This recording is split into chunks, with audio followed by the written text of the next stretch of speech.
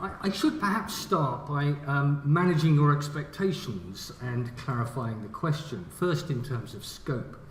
The full title of my paper, one that didn't actually fit onto the flyer, focuses on colleges founded in the 14th century, not all the 14th century architecture of collegiate churches. Lovers of the wonderful chapter house at Howden or of Merton College, Oxford, may, I fear, be a little disappointed. Second, I want to make an important distinction between innovation and adoption. Innovation, the creation of a new architectural form, is a necessary but not sufficient condition for change. Change in style requires that others take up that innovation, that it is adopted. It is the adoption process that I will be concentrating on, although I will return to this assumption at the end of my paper. My last clarification is in the shortened version of the title. The word exploration should, I hope, have forewarned you not to expect definitive answers today. It would, of course, be extremely presumptuous of me to think that I might be able to provide a categorical answer to such a question, one that has exercised the minds of many of the great architectural historians and founders of the discipline in the 19th and early 20th centuries. But the why question has perhaps been superseded of late by considerations of what, who, when, and how. This paper aims to take us back to some of the issues with which our predecessors grappled, but also identifies pertinent contributions to the question of change available from other disciplines. Of necessity, given the breadth of the subject matter, some of the topics will have to be discussed in a more cursory manner than I would feel ideal. But before launching into a review of change, I thought it might be helpful to have a brief recap on the evidence base. By the 14th century, collegiate churches could be defined as institutions that comprised a collection of priests, anything between 2 and 26, who were to live communally, abide by a set of rules, though not as part of a monastic order, and recite the daily office and conduct masses. Their primary objectives were to worship the Almighty and to ease their patrons' passage through purgatory. And at this juncture, it might be as well to remind ourselves that the modern association of the word college with educational institutions rests on the fact that only those colleges that had an additional educational purpose survived the dissolution. The 14th century, here shown in dark blue and with 66 new institutions, was the high point of collegiate church foundation. And if we delve a little deeper, we find, perhaps surprisingly, that the period immediately before 1350 was its peak, before the first wave of the Black Death and before the conversion by Edward III of his chapels of St George's, Windsor and St Stephen's, Westminster to collegiate status. The period did see a change in patronage. The previous half-century was dominated by the bishops, but after 1300, the founders of collegiate churches ranged more widely, from the king and senior nobility at one end of the scale to more humble rectors, royal servants and merchants at the other. A particular feature of college patronage, not immediately apparent from these bald numbers, is its concentration within specific social groups, such as the mayors of London. The mayor from 1364 to 65 was Adam de Bury, who had co-founded Holmes College in St Paul's. He was succeeded by John Lovekin, who had earlier founded the College of Kingston. 6 years later, John Pyle, the founder of Earthlingborough College, was elected, and he was the business associate of Adam Francis, who had been the mayor in the early 1350s and had co-founded the College of St Mary in the Guildhall. Pyle was succeeded by Adam de Bury in his second term, and de Bury by William Walworth, the former fishmonger apprentice of, and eventual heir to, the aforementioned John Lovekin. Walworth also founded a college. All five, Francis, Lovekin, Pyle, de Bury and Walworth, were themselves following the example of John Pulteney, founder of Pulteney College, but Pulteney himself was closely connected to another group. In 1343, Thomas Astley founded a college and built a large new church just outside his castle. Seen here in rather emasculated form, only the original chancel remains, now converted into the nave of the current church.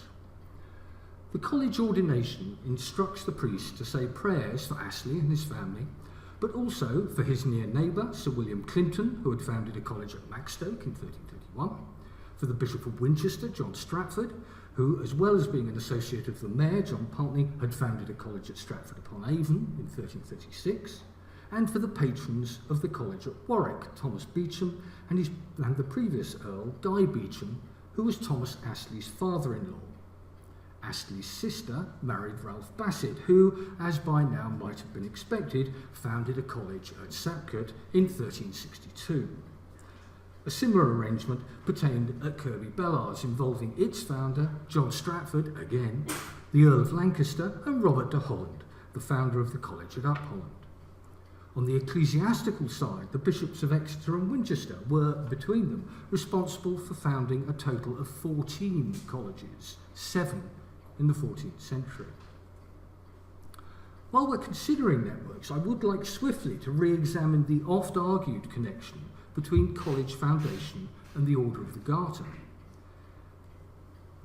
This is a list of the 91 Garter Knights elected from the Order's inception in 1348 to the death of Richard II in 1399. And now highlighted are those that went on to found colleges. Even after we exclude foreign knights and those whose families were already associated with a college, the 7 founders of colleges represent only 10% of the total. And 3 of those, the ones in pink rather than red, were sons of Edward III, the earliest of whom to found a college, Thomas Woodstock of Pleshy, did not do so until 1394. The foundation of colleges appears, therefore, to have been a response to more intimate, often familial ties and relationships. Furthermore, it is clear that founding a college was neither a general nor an expected undertaking. Many of the key noble families of the 14th century did not found a college. There are no Mortimers, Dispensers, De Veres or Scropes among their founders.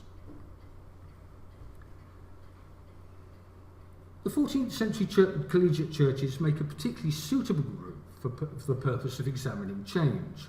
Their foundation processes provide unusually comprehensive information on their patrons, their funding, their size and day-to-day operation, and on the key dates of their formative years. Moreover, the resultant churches and chapels were often new builds, erected without the need to assimilate the plans, form or style of earlier buildings. Over 50 of the 66 foundations retain information from which architectural conclusions can be drawn. The dataset contains examples from all quarters of the century and from most parts of the country. It's not perfect for our purpose. The loss of Henry Gromont's college at Newark is keenly felt, along with much from London and most of the physical reminders of the performative aspects of college life, the screens, altars, vestments, and so on.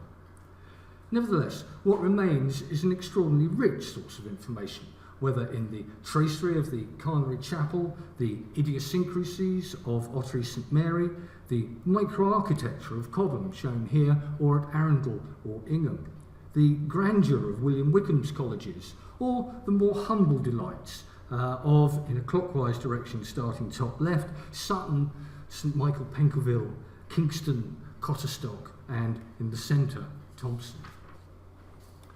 Before moving on to the review, I have some debt clearing to do.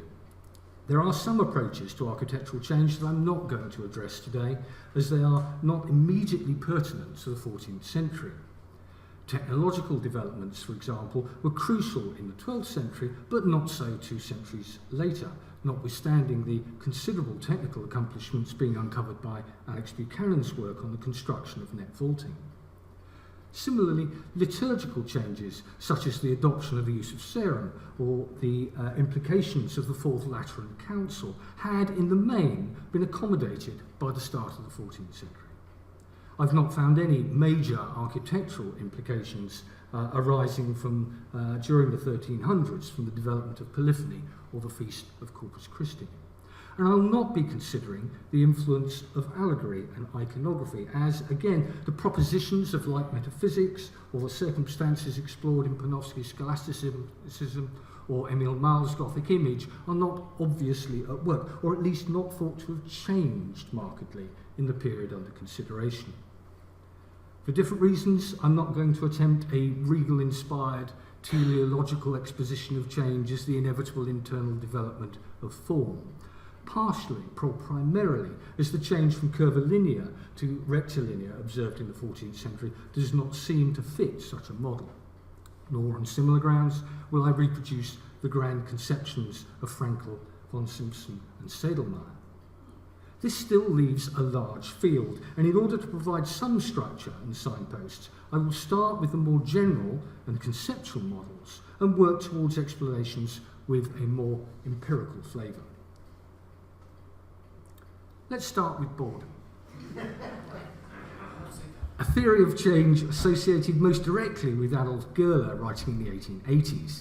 Görler, in an article helpfully entitled "What is the Cause of Perpetual Style Change in Architecture?" I don't think I need to go any further, proposed that, with experience, a viewer can derive greater pleasure from more complex patterns. This desire for ever-increasing complexity continues until the new patterns can no longer be assimilated or enjoyed, a process Görler referred to as the Gesetz der Ermüdung, the laws of exhaustion or jading.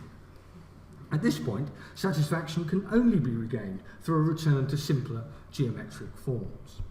Görler's thesis is not without its problems, not least its conflation of innovation and adoption. But despite this, some 100 years later, Colin Martindale gave the approach a new lease of life and some shiny new psychological principles by way of support. There are differences in their approaches, but both are cyclical models based on increasing complexity, and both use jading, or habituation in Martindale's terminology, to drive the need for change.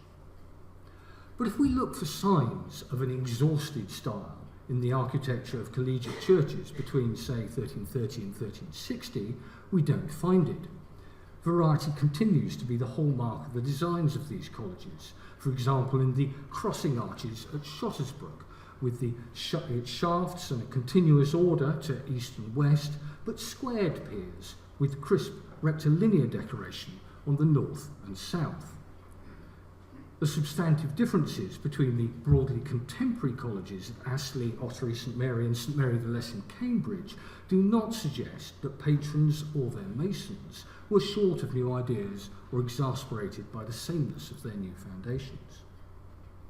Neither is there evidence of a general trend towards extreme complexity. The oft-referenced profusion of Heckington, Horton, the Percy Tomb at Beverley or the Lady Chapel at Ely was not repeated across the collegiate churches founded in the 14th century. Even the most elaborate examples, the Easter Sepulchre at Sibthorpe, or the Michael House Sedilia, or the wonderful extravagance of Carnary Chapel's East Window Arch, show a degree of restraint. Furthermore, complexity did not disappear in the third quarter of the century, as would be predicted by Görler's model. The Piscina in Cobham's 13th century chancel is, by some margin, the most ingenious and novel component of the building. And the chancel vault and capitalless response at St Mary's, Warwick, that I will discuss in more detail shortly, are evidence of continued experimentation. In comparison to Görler's detailed exposition of boredom, the terms competition and competitiveness, when related to architecture, have remained somewhat underdetermined. But in the first of a number of cross-disciplinary borrowings today, social psychology can provide some assistance, particularly Georg Simmel's models that identify two coexisting forces of competitive behaviour, differentiation and imitation. Others in the discipline have developed these ideas to suggest, amongst other things, that the competitive drive is most apparent within closely knit groups rather than between such groups. These refinements in terminology provide more pointed questions for the collegiate church dataset, who sought to differentiate themselves through their institutions. What was it that was being differentiated or imitated? The foundation of the college, its scale, or its architectural style? Is there more evidence of intra rather than inter-group competition? Across the board, the evidence from the dataset does not show that competition as defined here was the single overwhelming factor defining the shape of architectural change. But within the specific social groupings I discussed earlier, there are signs that it was indeed at work. Ottery St Mary, one of the colleges founded by the bishops of Exeter, is differentiated from other such churches not just by its scale, but through its wealth of idiosyncratic stylistic features, its retro lancet windows, its sedilia, and its famous array of vault designs. Among the foundations of the bishops of Winchester, William Wickham, when commissioning the large chapel of his college at Winchester, appears to have been stimulated into imitating the scale of the large single vessel chapel of St Elizabeth's College, erected by an earlier holder of the see just 100 metres to the southeast. This is actually often overlooked, as St Elizabeth's currently looks like this. The recent archaeological excavations have uncovered its true extent, an impressive 35 metres by 10 metres. The aim to impress within a social group is also evident in the scale and use of newly introduced reticulated tracery at Upholland, reflecting its patron's recently obtained position within the inner circle of the Earl of Lancaster. Thomas Astley, though related to other members of the West Midlands group I discussed earlier, was in many ways its junior member. Astley's imitation of the scale, ambition and details of nearby Maxstoke suggests forcefully that the architecture of the Collegiate Church was indeed being utilised for the purposes of competition within the group.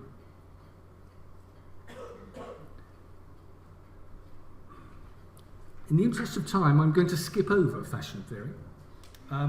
It has merit in providing a different perspective to the subject, but many of its ideas repeat those just discussed under the heading of competition. The last of my more theoretical models is the most venerable, perhaps, in architectural history, but has proved frustratingly difficult to pin down.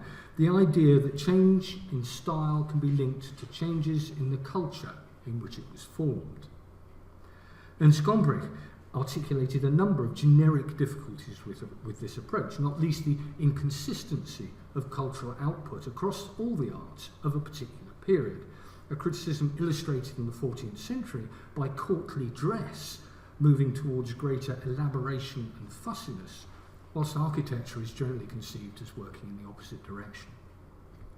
These problems have necessitated that culture is often viewed at one remove.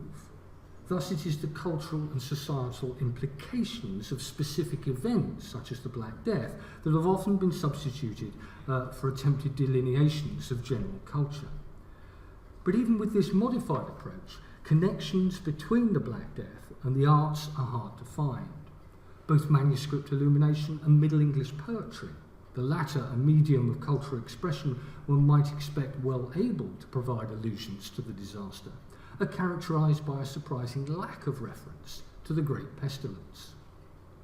Philip Lindley has charted the historiographical pendulum of associations made between the outbreak of plague and changes in architecture.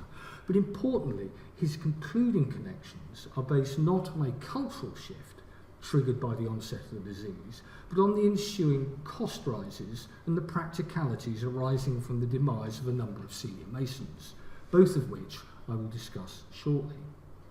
It's therefore unclear what it is we might be looking for to verify a link between an event with potential cultural implications and architecture. Evidence is not readily available from the period immediately following the first outbreak in 1348-9 of a sober and restrained aesthetic. Eddington, the first major church to be completed in the period immediately following its first outbreak, retains playful and decidedly unsubdued beasts on its east end. The Raveningham tomb, if it is indeed related to the foundation of John de Norwich's College in 1350, is extravagantly flamboyant rather than sombre. It's not until the later decades of the century, in the comparative severity of the designs at Sudbury, Arundel, Pleshy and Greystoke, though not, it must be said, in contemporary microarchitecture, that such epithets might be applicable. But these were started a generation or more after the first calamitous event, suggesting that any cultural response to the plague was both delayed and partial. Before leaving the subject of the Black Death, I would like briefly to explore the purported issue of the loss of skills among masons caused by their demise from the plague. Clearly a number died, but John Harvey's analysis of named masons whose careers are documented as having begun in the previous 25 years suggests that more than 80% probably survived the first two major outbreaks in 1348 and 1361. And the wage rate evidence for the 14th century supports the proportionately better survival rates. Having previously enjoyed double the pay of ordinary labourers, skilled masons could only command a differential of between a third and two-thirds after the plague, the differential only returning to its historic level in the 15th century. This encourages a view that skilled masons were not in especially short supply in the latter half of the century. Harvey's estimated survival rate may not be wholly unrealistic. The 1350s evidence from collegiate churches, here at Raveningham, at St George's, at Ingham, and here in the figure carving at Eddington, belies any idea of a shortage of sufficient skills when major patrons required them. This is also the case at great churches in the decade following the plague, at Gloucester, at Tewkesbury, and at Hereford. This more practical consideration of the impact of mason death rates leads neatly to the next topic, the question of costs. Now, costs have not usually been accorded a significant place in the litany of potential causes of 14th century architectural change. The continuation of sumptuous buildings has generally suggested otherwise, but it has recently been strongly argued that the growth in the English economy as a whole up to the middle of the 14th century not only stimulated great church building programmes, but also strengthened or engendered the architectural variety, detailing and experimentation associated with the first half of the century. Moreover, as wage rates rose in the latter part of the century, variety and detailing became too costly. Now, at first glance, there is some evidence to support this argument. At Bunbury, Huda Calverley's only substantive building work on taking over the church in 1387 was to extend the chancel eastwards, and even then he reused its east window. John Cobham also retained the existing chancel of the church he took over for his college. Ralph Bassett's addition in the 1360s of a north aisle to accommodate his college at Southcote, circled here, might be regarded as somewhat meagre, particularly in view of the scale and prominence of his brother-in-law's college at Astley that we saw earlier. John Pyle's changes at Earthlingborough in the 1370s and 80s were relatively minor, and the collegiate church erected by Thomas Woodstock, Duke of Gloucester at Pleshy, was of a small scale. But this list is patchy, and the evidence by no means unequivocal.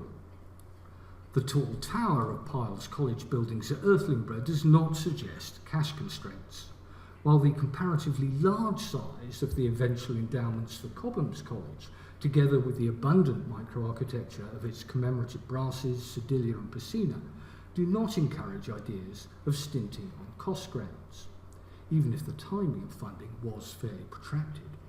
The £600 that the Duke of Gloucester spent just on vestments for his castle chapel does not bespeak a lack of funds. Furthermore, the scale and plans of collegiate churches, critical components of cost, were little changed between the first and second halves of the century. The ambiguous nature of this evidence prompts a more detailed investigation of the cost argument. The critical issue is not whether wage costs rose, they did, but whether there was a significant change in affordability, and little in the records suggests that this was a problem for potential patrons. The likely costs of a college, its endowments, the buildings of the church and accommodation for the priests, and its fitting out with items such as sets of vestments and suitable silver plate and so on, would be in the order of about £2,000 to £4,000, for a medium-sized college like Pleshy or Arundel. These were not small sums when compared to income from their arable estates, but potential patrons had, crucially, access to other sources of substantial additional income. From the proceeds of war, the Earl of Warwick, for example, received £8,000 in ransom for the Archbishop of Sens. From government service, to cite just one example, Thomas Woodstock, Duke of Gloucester, was paid £4,500 for his appointment as the King's Lieutenant in Ireland, despite never actually taking up the post. And from money lending, Richard FitzAlan, Earl of Arundel, probably the chief but by no means the only exponent of this art in the latter part of the century, left over £60,000 in cash in his will.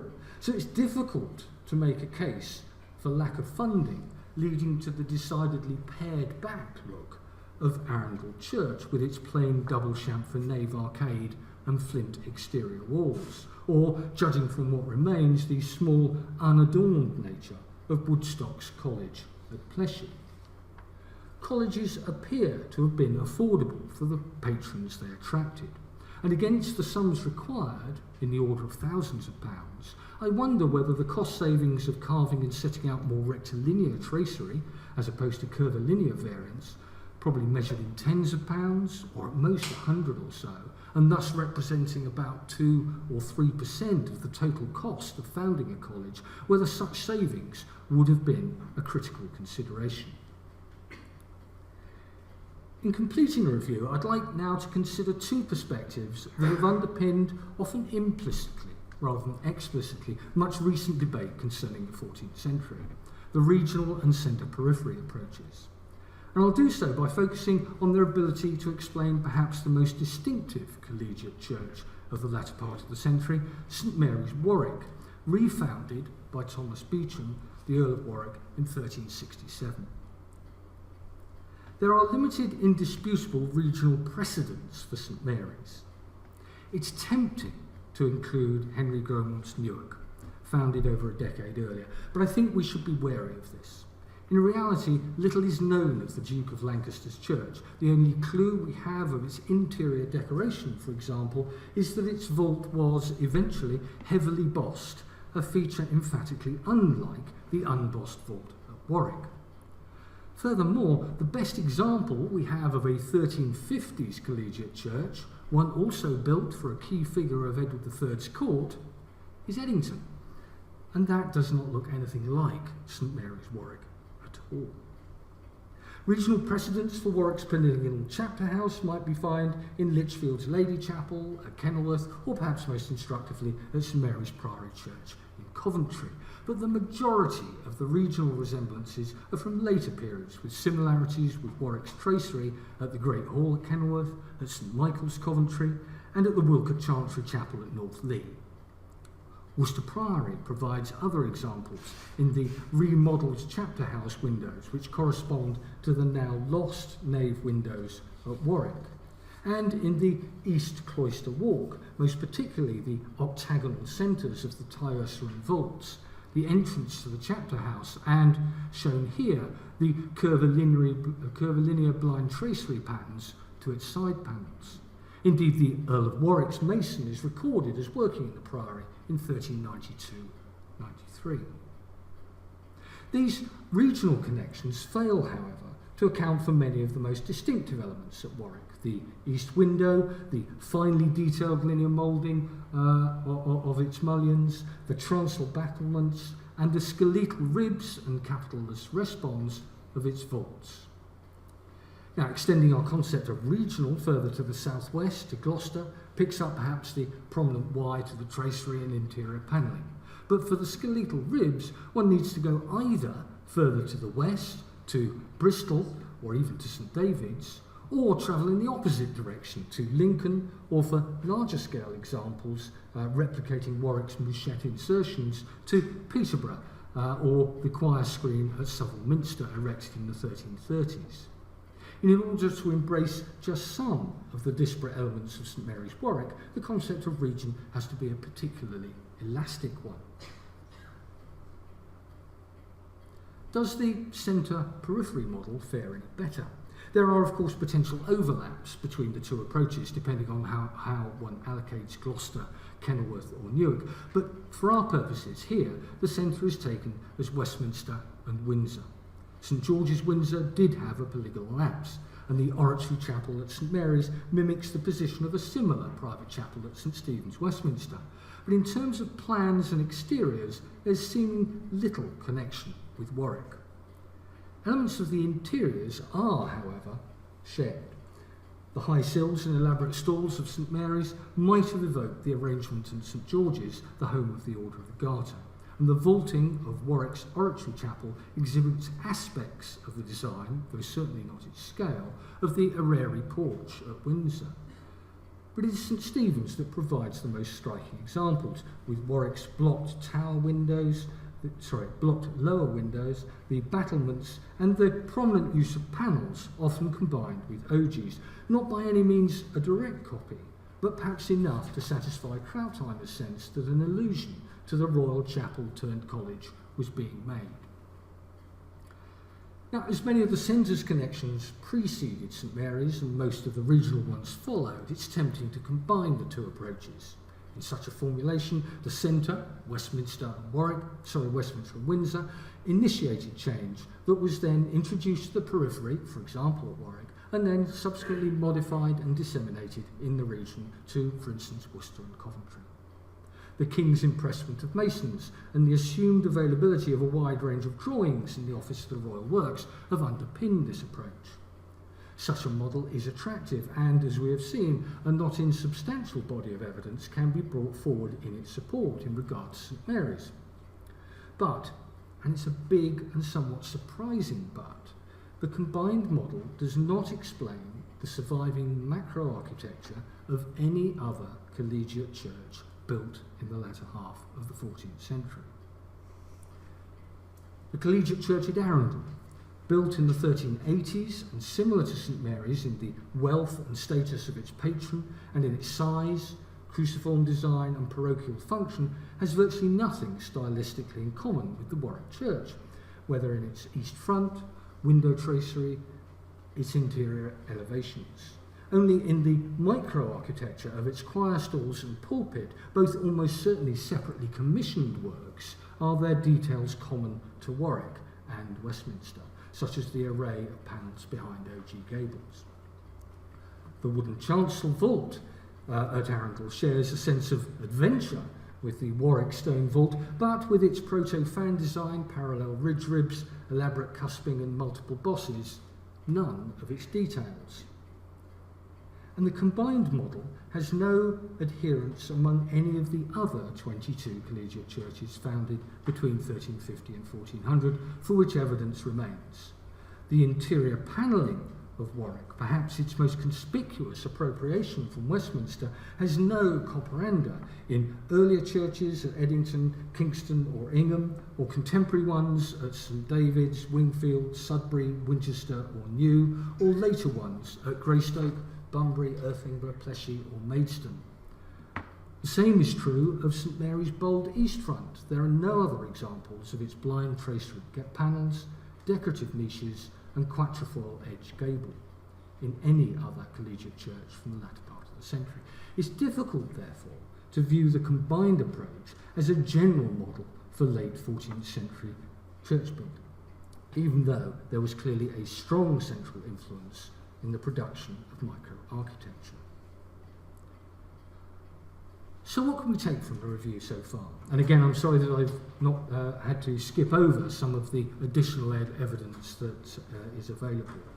The older models of boredom and cultural history do not seem to provide a good fit to the 14th century evidence, though in their defence, both approaches are probably more at ease addressing change at the level best described by terms such as Gothic and Renaissance, rather than early English decorated or perpendicular. The cost argument has not produced good results. The role for a centre, however defined, has proved strongest in respect for the production of micro-architecture.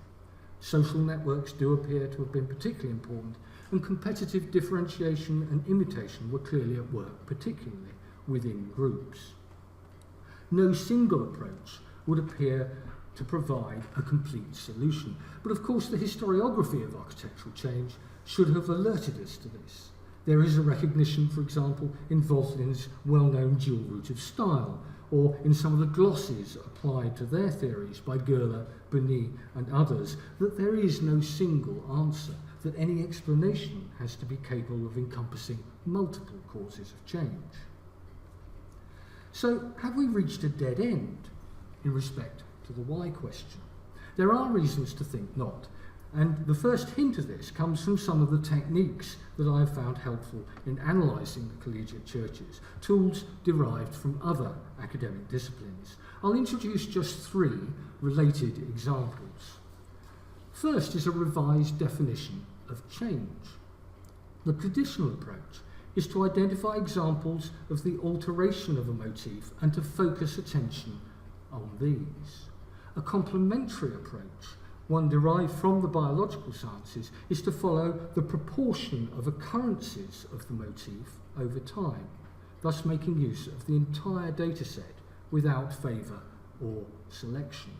We've already seen something similar to this earlier. The more usual analysis of the Gartenites and colleges concentrates just on the pink and red. The biological approach puts these in context and looks at their position within the whole. This revised definition of change leads to a second tool, the ability to present such findings graphically and for underlying trends to be readily illustrated and communicated.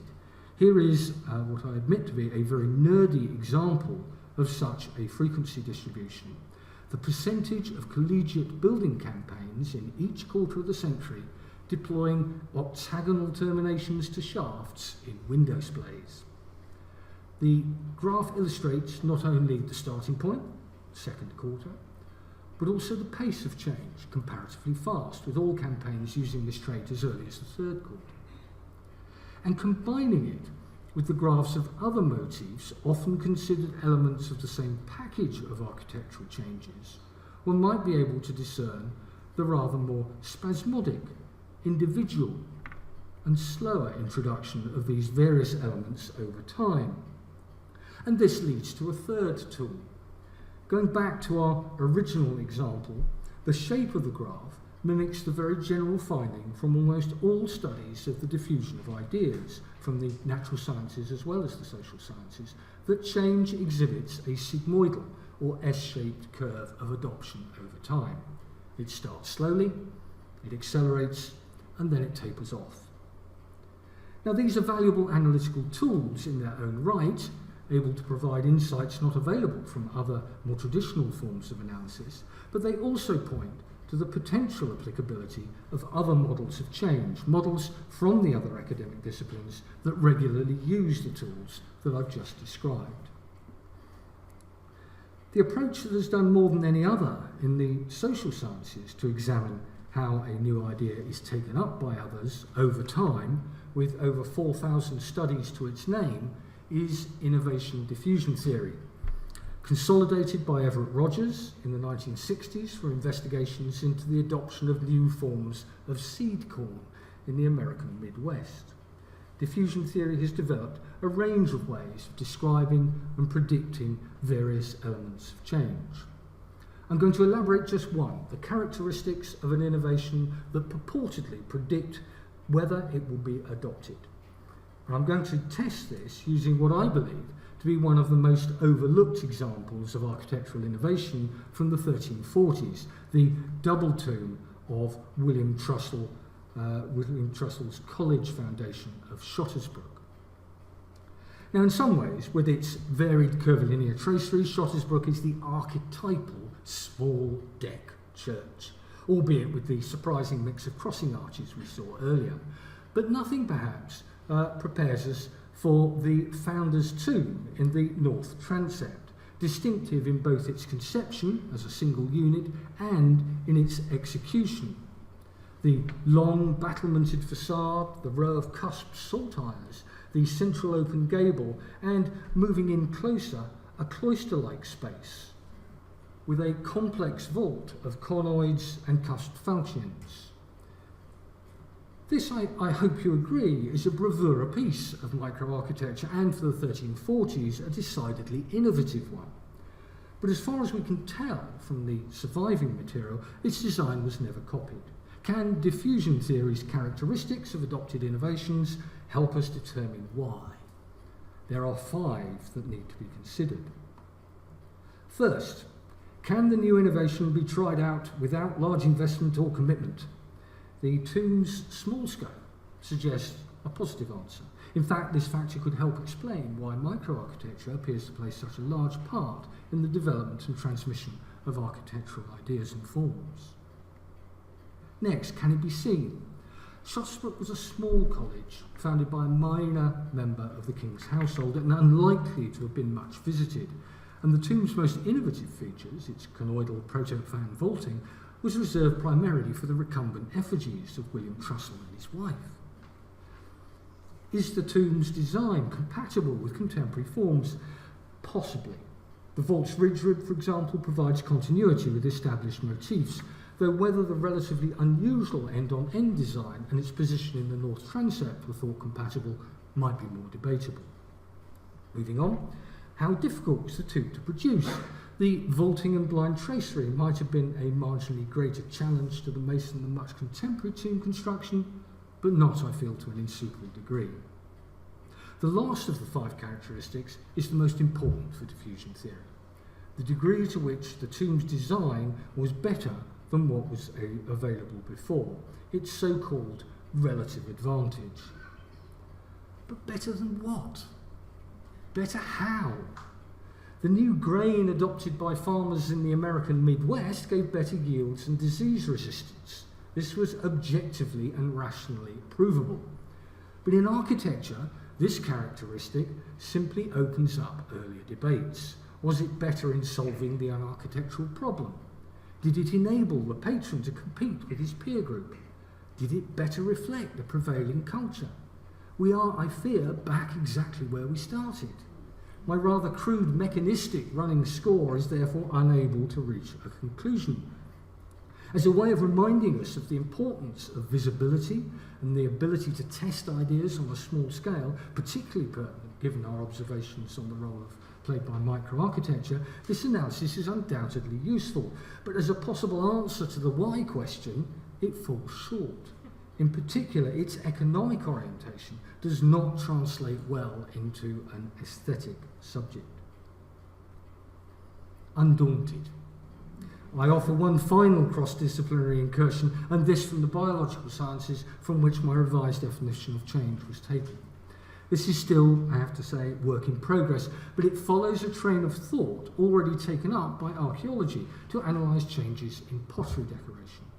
Robert Dunnell and his followers have applied Darwinian evolutionary theory to change in aesthetic objects.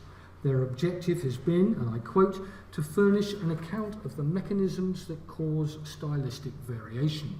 This seems very close to our current endeavour. Dunnell, adapting Darwin, describes change as a 2-step process: the generation of variation and the embedding of variance in the population as a whole. Mutation and selection, or in the terms I've been advocating, innovation and adoption. Dunnell's embedding or adoption process crucially takes 2 forms. He refers to them as functional and stylistic, but terms with less baggage might be purposed and unpurposed. The purposed forces are characterised by the sigmoidal S-shaped adoption curves that we've just been seeing. The unpurposed are subject to random chance and hence stochastic processes. Now, I recognise that I could be accused at this point of jumping on a fashionable academic bandwagon in seeking to place the adaptation of evolutionary theory alongside more well-worn approaches such as boredom, cultural history, competition, and so on. But the issues raised in this paper do, I feel, provide sufficient justification. The framework here does address some of the earlier issues. It is grounded in the best general theory of change that we have. It allows and structures multiple causes of change. But as it stands, it's still just a framework. In some ways, all we've done is rearrange the deck chairs. The crucial element is the population of the coloured boxes. The green innovation box is, I would suggest, fairly straightforward and includes such forces as new technology, the Mason's creativity, adaptation and problem solving, and possibly even Mason's boredom.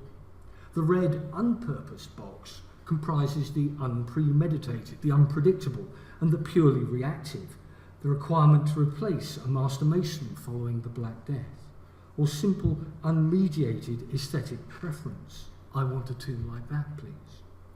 Which leaves the blue, purposed box. For the 12th and 13th centuries, this would include the perceived need to introduce new forms of liturgical practice, or to take advantage of the benefits of pointed arches. But for the 14th century, the review suggests that the first driver for change identified should be competitive imitation, particularly as seen operating within social or geographically proximate groups.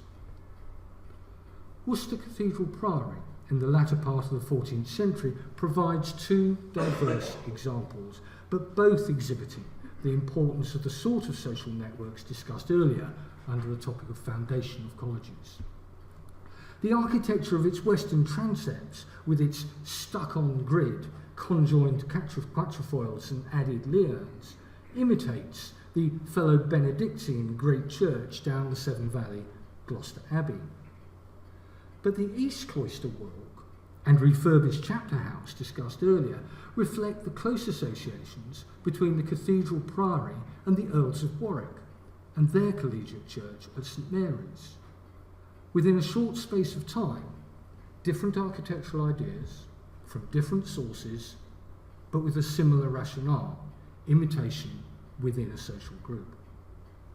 As I was keen to stress a little earlier, this is still work in progress, and I would sound a final note of caution, one that may have been worrying some of you from as early as my second paragraph. I have from the very outset been keen to promote the idea of a separation of innovation from adoption. The biological and social sciences repeat this distinction. Yet, as we know from our knowledge of the 14th century, architecture is not as simple as that. The mason who creates a new motif may also be responsible for its subsequent adoption elsewhere, through his next commission, or the traditions carried on by his apprentices, workshop, or family. In medieval architecture, innovation and adoption are not as clearly separate as the Darwinian model would advocate or have us believe. Although 19th and early 20th century architectural historians were engaged, even obsessed, with the issue, more recent research has tended to steer away from the why question. I have tested a number of the more likely theories of architectural change in the 14th century against the evidence of the Collegiate Church dataset. None by itself provides a fully satisfactory explanation of change. I have hopped across disciplinary boundaries in an effort to provide an answer, without success in the case of innovation diffusion, but with some optimism, though the jury still has to hear the evidence in chief, in respect of the adaptation of evolutionary theory. Perhaps a comprehensive framework for change in architectural style will prove unattainable. I would suggest, nevertheless, that the potential benefits from exploring how other disciplines define and analyse the question of change are numerous, substantive, and complementary.